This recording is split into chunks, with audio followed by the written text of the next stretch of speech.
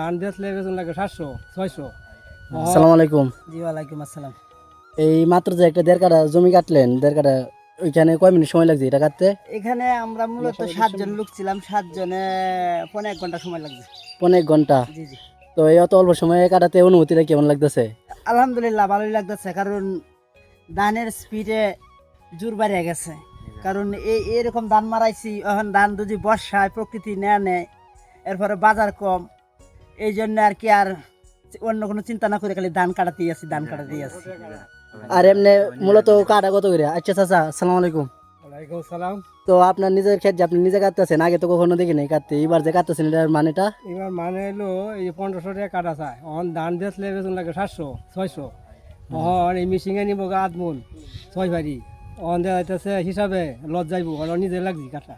হ্যাঁ, অনেক সুন্দর কথা বলছেন, আর আপনাকে ধন্যবাদ। তো ভালো থাকবেন, সুস্থ থাকবেন। আসসালামু আলাইকুম।